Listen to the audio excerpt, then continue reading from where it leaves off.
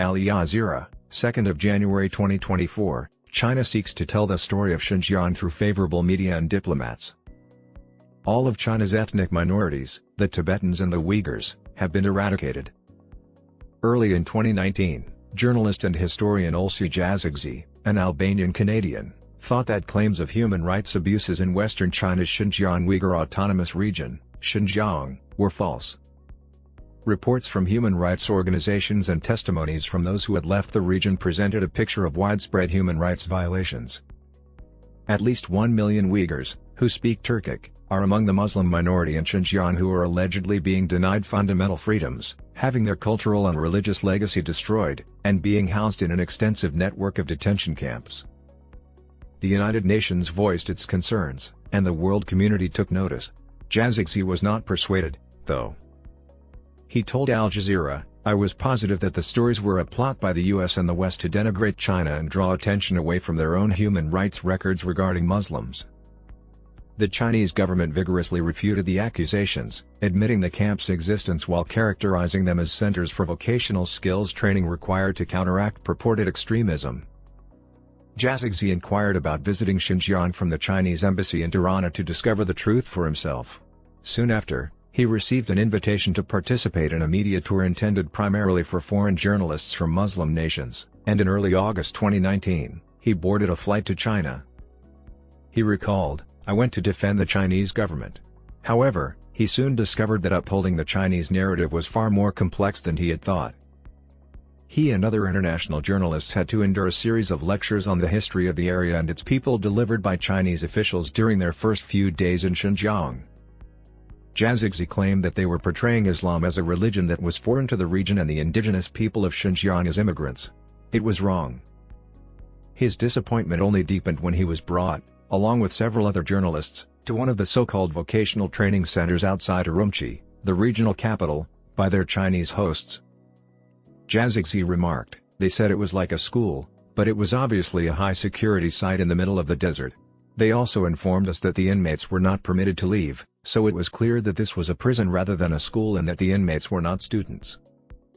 Jazexhi had the opportunity to speak with several Uighurs once they arrived at the location, and it soon became apparent that they were not the terrorists or extremists Beijing had stated. "I was speaking with individuals who had been detained for merely practicing Islam, such as getting married in a religious ceremony, offering public prayers, or donning a headscarf," the man stated. "One of them informed me that she was no longer a Muslim and now had faith in Xi Jinping, the president of China, and science." Jazexhi challenged the Chinese authorities who were with him. Jazexhi remarked, "I told them what they were doing was very wrong." Jazexhi and a few of the Chinese hosts got into a fight due to their interactions. He was taken aback when he eventually left Xinjiang. He had expected to uncover Western deceptions, but he found widespread oppression. According to Chinese media, there will be at least 5 media excursions in 2023. Foreign diplomats and Islamic scholars would also be given trips to Xinjiang.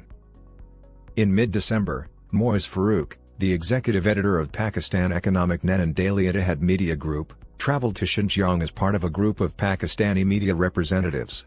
Like Jazexhi in 2019, Farouk traveled to Xinjiang to verify with his eyes that the tales he had been told were untrue. Farouk told Al Jazeera, "I wanted to witness it with my own eyes because there is a lot of propaganda about Xinjiang." In contrast to Jazexhi, Farouk departed Xinjiang with assurances that most local Muslims were leading free and happy lives and were impressed by the area's growth. "I, along with the rest of the delegation, was unrestricted, and I was able to talk to as many different people as I wanted at bazaars and restaurants about their standard of living," he stated. "I observed Muslims there who were allowed to practice and enjoy their faith freely." According to Farouk, the reports and descriptions provided by UN agencies and human rights organizations about the violations of human rights in Xinjiang are not accurate. "It is the agenda of the West to show the worst of Xinjiang.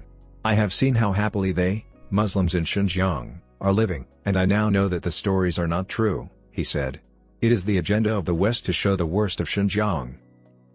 During the same journey as Farouk was Naz Parveen, the director of the China Window Institute in Peshawar, Pakistan. The riches she saw in Xinjiang amazed her as well.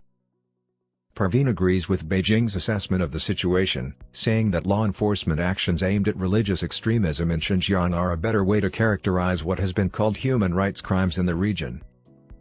Perveen's trip confirmed such beliefs. "We observed individuals praying and receiving instruction from imams at bazaars and mosques," she said to Al Jazeera. "Everywhere we looked, we saw people going about their lives normally, in peace and contentment, so the horrible things I had read about Xinjiang did not match what I saw." Chinese official broadcaster CGTN cited Filipino politician and columnist Mussolini Sinsuat Lidasan endorsing Chinese anti-terrorism actions in Xinjiang during a September tour of the region. Editor of the Daily Scrum News in Canada Donovan Ralph Martin was also mentioned by CGTN on the same tour, asserting that absolutely, there is freedom of religion in Xinjiang, and anybody who does not say that is ignorant. Al Jazeera sent interview requests to Lidasan and Martin, but they did not reply, putting the story to the test. Speaking of Xinjiang's history and confidently propagating the excellent social stability of Xinjiang, Chinese President Xi Jinping has called for these things since 2020. Ruki Turdush, a Canadian Uighur activist, believes Xi's goal depends on the media trips. Senior researcher Henryk Zajewski of the non-profit Uighur Human Rights Project concurs. He judges nations with something to hide and frequently uses media tours like those in Xinjiang. The objective is to counter the critique of the human rights record by persuading others to enhance your story, which gains greater legitimacy, he stated to Al Jazeera.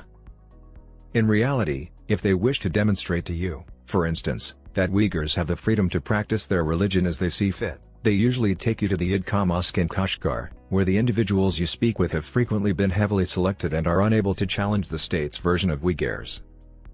The Pakistani delegation visited the Idka Mosque, which Farouk and Perveen were a part of. Regarding more impromptu interactions with Uyghurs during such tours, Turdush finds it hard to believe conclusions drawn by foreign journalists from interviews with Uyghurs who have spent years living in fear, under constant surveillance, and receiving state propaganda. She claimed that the only options available to Uyghurs and other Turkic people in East Turkestan, Xinjiang, are to remain silent or to believe what China tells them. During a media trip in September, Australian journalists stated that they had spoken with a souvenir salesman whom their tour leaders had not arranged. The vendor claimed to have been a prisoner of war, but as the journalists pressed him for more details, someone materialized out of nowhere and started recording the vendor's responses. The former UN Human Rights Commissioner Michelle Bachelet discovered that her protracted visit had been meticulously planned. However, her final report, which was made public just before she departed, found that China had most likely committed crimes against humanity in Xinjiang.